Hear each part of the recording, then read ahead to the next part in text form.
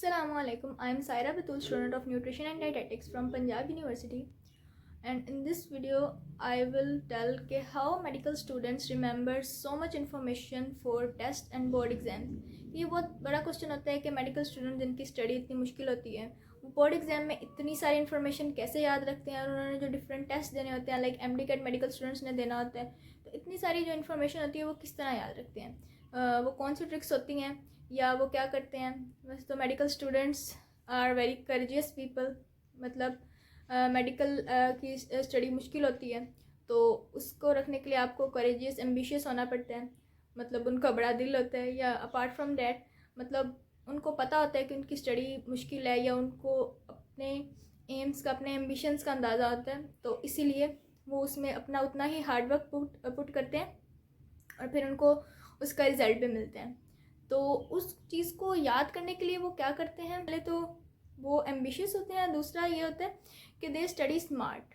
कोई भी चीज़ है ना, उसके लिए आपको हार्डवर्क के साथ साथ स्मार्ट वर्क बहुत ज़रूरी होते हैं कि किसी भी चीज़ को करने के लिए ज़रूरी है कि आप जब पहली बार उसको करो ना, पहली बार आप उसको थोरोली सारा करो।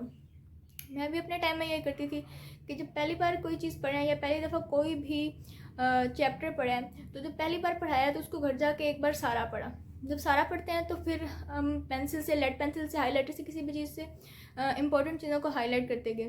और अगर कोई आपको चीज़ लग रही है कि उसको कट करनी है, ये इतनी इंपॉर्टेंट नहीं है, तो आप उसको वो भी मार्क कर सकते हो कि अगर नेक्स्ट टाइम आप इसको पढ़ो और आपके पास टाइम कम हो तो एटलीस्ट आप वो चीज़ें पढ़ो जो आपने हाईलाइट की हुई हैं, और जो चीज़ इतनी इंपॉर्टेंट नहीं है आप उसको स्किप करते जाओ, ताकि आप लेस टाइम में ज़्यादा वर्क कर सको और ज़्यादा स्कोर कर सको।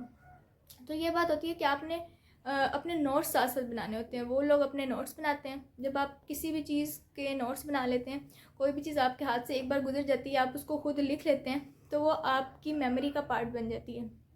आपको कुछ ना भी याद हो, आपको फिर भी कुछ ना कुछ उसके बारे में याद रह जाता है। उसके बाद जो चीज़ होती है निमोनिक्स। निमोनिक्स किसी भी चीज़ के होते हैं कि आप उसको किस तरह याद रखते हो। निमोनिक्स बहुत ज़्यादा भी होते हैं, मतलब डिफरेंट तरह के निमोनिक्स होते हैं कि जैसे पीरियोडिक टेबल याद रखने के लिए बहुत सारे निमोनिक बनाए हुए हैं। इसी तरह निमोनिक कोई फिक्स नहीं होता कि अगर किसी चीज़ का कोई निमोनिक होगा आपने तभी करना है। निमोनिक्स बच्चे खुद बनाते हैं। अब आप उसको रट्टा भी कह सकते हो, या फिर कोई ऐसी चीज़ क्या विजुअलाइज करो, या आप किसी चीज़ को किसी चीज़ से रिलेट करो कि अगर ये है, अगर आप उस सेंटेंस को पढ़ते हुए किसी का नाम याद आ रहा है, या किसी और के नाम से किसी सिटी का नाम याद आ रहा है, किसी प्लेस का नाम याद आ रहा है, तो आपने खुद उसको विजुअलाइज करना है, खुद अपना एक रिदम बनाना है कि जब अगली बार आप उसको पढ़ो तो आपको याद रहे। उसके बाद जो चीज़ होती है वो रिविजन्स होती हैं कि जब आपने अपने नोट्स बनाए होंगे, अपना सब कुछ किया होगा, तो अब आपने जब रिवाइज़ करना है तो आप रिवाइज़ कम टाइम में ज़्यादा कर सकते हो, क्योंकि आपको उसी तरह वो टेक्स्ट बुक्स पे नहीं जाना। टेक्स्ट बुक की वो एक एक लाइन नहीं पढ़नी, आपने अपने नोट्स पढ़ने हैं, अपने निमोनिक्स, अपना लिखा हुआ स्टफ पढ़ना है जो कि पढ़ने में आसान। उसके बाद जो चीज़ें आती हैं ना कि आपकी जब रिवीजन हर चीज़ कंप्लीट हो जाती है, तो उसके बाद आती है कि आपने अपना स्लीप साइकिल करेक्ट करना है।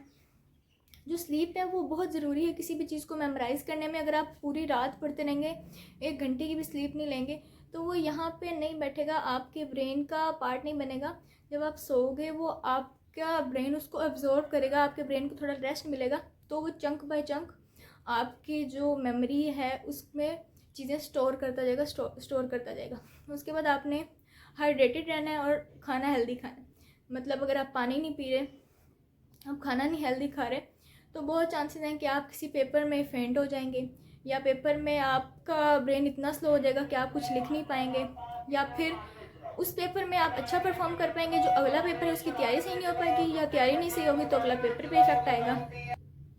और उसके भी बाद आपने क्या करना है कि स्टे पॉजिटिव एंड कॉन्फिडेंट। जब आप ये सारा कुछ कर लेते हैं तो आपके अंदर एक नेचुरली एक कॉन्फिडेंस आ जाता है, नेचुरली एक पॉजिटिविटी आ जाती है कि अच्छा अब मैंने ये सारा कुछ कर लिया है, अब मैंने अपने नोट्स पढ़े, अपने निमोनिक्स कर लिए हैं, अपने रिविजन्स कर लिए हैं। रिविजन्स बहुत एज मच एज पॉसिबल आपने करनी है, तो आपके पास एक नेचुरली भी कॉन्फिडेंस आ जाता है। और ना भी तो अपने आप को पॉजिटिव रखना है, because positivity and confidence is the key. Thank you so much. Do like, comment, share and subscribe and tell me more topics के जिसमें मुझे वीडियो बनानी चाहिए। Thank you so much.